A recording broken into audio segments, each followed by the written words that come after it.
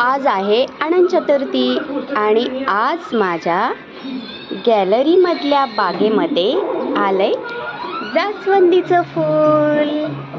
हे बघा, एक कळी आहे आणि एक फुललेलं आहे। तर आता हे आम्ही काढणार आहे आणि आमच्या घरच्या गणपती बाप्पाला घालणार आहे।